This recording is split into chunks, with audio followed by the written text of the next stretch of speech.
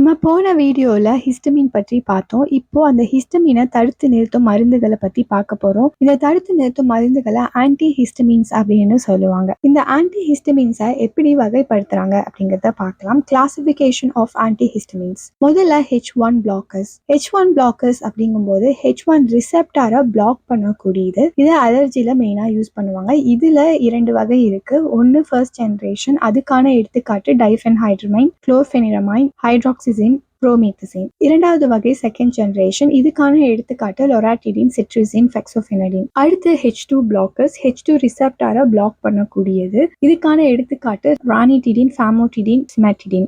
H1 blockers அலர்ஜிக்காக use பண்ணுவோம். H2 blockers வயிற்றுல இருக்கக்கூடிய ஆசிடை கம்மி பண்றதுக்கு பயன்படுத்துறோம். அடுத்து மெக்கானிசம் ஆஃப் ஆக்ஷன், அதாவது எப்படி வேலை செய்யுது அப்படிங்கறத பார்க்க போறோம். இந்த H1 பிளாக்கர்ஸ் அப்படிங்கும்போது இது போய் H1 ரிசெப்டார்ஸை பிளாக் பண்ணுதுன்னு சொல்லிடணும். பிளாக் பண்ணுது அப்படின்னா இந்த H1 பிளாக்கர்ஸ், இந்த மருந்து இருக்குல்ல, இது போயிட்டு H1 ரிசெப்டார் கூட போய் இணையும் போது ஹிஸ்டமினை H1 ரிசெப்டாரோட இணைய விடாம தடுக்குதுன்னு அர்த்தம். அப்போ என்ன ஆகும்னா ஹிஸ்டமினோட எஃபெக்ட்ஸ், அதாவது அரிக்கிறது, வீக்கா இருக்கிறது, தும்மல் வர்றது, இது எல்லாமே காணாம போயிடும். இந்த ஃபர்ஸ்ட் ஜெனரேஷன் ஆன்டி ஹிஸ்டமின்ஸ்னு பார்த்தோம் இல்லையா, அது பிரெயின்குள்ள போறனால, மூளைக்குள்ள போறனால ட்ரவுசினஸ், தூக்கம் வர வைக்கும். அண்ட் செகண்ட் ஜெனரேஷன் வந்து பிளட் பிரெயின் பேரியரை கிராஸ் பண்ணாதனால அது மூளைக்கு போகாது. இதனால தூக்கம் வராது, இல்லைன்னா தூக்கம் கம்மியா இருக்கும் அப்படின்னு சொல்லலாம். அடுத்து H2 பிளாக்கர்ஸ். இது H2 ரிசெப்டார்ஸை பிளாக் பண்ணுது. இங்கேயும் அதேதான், வயிற்றுல இருக்கக்கூடிய H2 ரிசெப்டார்ஸை பிளாக் பண்ணுது. இப்போ பிளாக் பண்றதுனால ஹிஸ்டமின் வந்து போய் அந்த H2 ரிசெப்டாரோட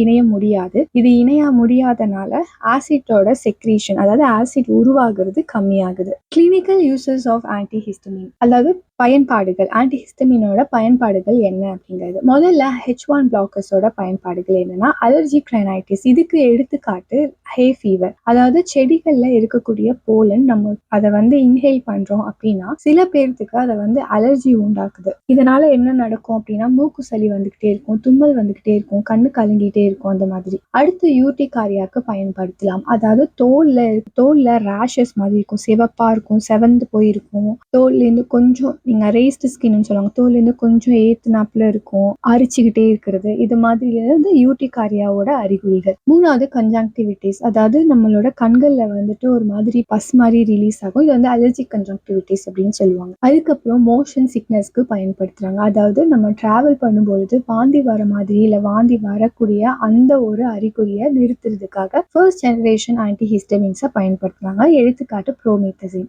அதுக்கப்புறம் அனஃபைலாக்சிஸ்க்கு பயன்படுத்துறாங்க. அனஃபைலாக்சிஸ் அப்படிங்கிறது உயிருக்கே ஆபத்து தரக்கூடிய ஒரு அலர்ஜிக் ரியாக்ஷன். இந்த ஆன்டி ஹிஸ்டமின்ஸ் கூட அட்ரினலினும் பயன்படுத்துவாங்க. இதை நம்ம வந்து அட்ரினர்ஜிக் ட்ரக்ஸ் அப்படிங்கிற அந்த வீடியோல பார்த்துருந்தோம். அப்புறம் கோல்ட் அண்ட் ஃப்ளூக்கும் பயன்படுத்துவாங்க. பட் சில கண்ட்ரீஸ்ல அது அப்படி பயன்படுத்த மாட்டாங்க. லைக் நான் இப்போ யூகேல இருக்கும்போது இவங்க வந்து அவங்க இந்த செகண்ட் ஜெனரேஷன் ஆன்டி சிட்ரிசின், லொராட்டிடின், இது எல்லாத்தையுமே வந்து கோல்டுக்குன்னு சொல்லி பயன்படுத்த மாட்டாங்க. ஹே ஃபீவர் அப்படிங்கிறதுக்காக மட்டும்தான் பயன்படுத்துறாங்க. H2 பிளாக்கர்ஸோட பயன்பாடுகள் என்ன அப்படின்னா பெப்டிக் அல்சர். நம்மளோட இதுல ஆசிட் செக்ரேஷன் அதிகமாகறதுனால அங்க ஒரு புண்ணு வந்துருச்சுன்னா அது திரும்ப திரும்ப அந்த புண்ணு வந்து அந்த ஆசிட் இரிட்டேட் பண்ணிக்கிட்டே இருக்கும். அதை ஸ்டாப் பண்றதுக்காக பயன்படுத்துவாங்க. அதான் பெப்டிக் அல்சர். அடுத்தது GERD, அப்புறம் கேஸ்ட்ரிட்டிஸ், அப்புறம் ஆபரேஷனுக்கு முன்னாடி ஆசிட் உருவாகிறத கம்மி பண்றதுக்காகவும் பயன்படுத்துறாங்க. அடுத்து side effects of anti histamines, பக்க விளைவுகளை பார்ப்போம். H1 பிளாக்கர்ஸோட பக்க விளைவு என்னன்னா தூக்கம் வர்றது. முக்கியமா இந்த ஃபர்ஸ்ட் ஜெனரேஷன் ஆன்டி ஹிஸ்டமின்ஸ் இருக்குல்ல, அது தூக்கத்தை உண்டாக்கும். வாய் வறட்சி இருக்கும். மூணாவது பிளட் விஷன், பார்வை வந்து ஒழுங்கா இருக்காது. யூரினரி ரிட்டென்ஷன், அப்புறம் முதியவர்களுக்கு குழப்பம் ஏற்படும். H2 பிளாக்கர்ஸோட பக்க விளைவுகள் வந்து தலைவலி, வயிற்றுப்போக்கு. சிமெட்டிடின் அப்படிங்கிற அந்த ட்ரக்கால கைனகோமாஸ்டியா வர சான்ஸ் இருக்கு. கைனகோமாஸ்டியா அப்படின்னா பசங்கள்ல, பாய்ஸ்ல பிரெஸ்டோட டிஷ்யூ இருக்குல்ல பெருசா ஆகும் இந்த சிமெட்டிடின் எடுத்துக்கிறதுனால. அதுக்கப்புறம் ட்ரக் இன்ட்ராக்ஷன்ஸும் இருக்கும். ஏன் அப்படின்னா நம்மளோட ஈரல் இருக்கு இல்லையா, லிவர், அங்க இருக்கக்கூடிய லிவரோட என்சைம்ஸை தடுக்கும். ஸோ ஆன்டி ஹிஸ்டமின்ஸ் அலர்ஜி மற்றும் கேஸ்ட்ரிக் பிரச்சனைகளை கட்டுப்படுத்துற முக்கியமான மருந்துகள். அதனால அதோட எக்ஸாக்ட் கிளாசிபிகேஷன், மெக்கானிசம், அப்புறம் அதோட பக்க விளைவுகள், அதோட பயன்பாடுகள், இது எல்லாத்தையுமே நல்லா தெரிஞ்சு வச்சிருக்கணும். நெக்ஸ்ட் வீடியோல பார்க்கலாம். வீடியோ யூஸ்ஃபுல்லா இருந்துச்சுன்னா சேனலை சப்ஸ்கிரைப் பண்ணிக்கோங்க.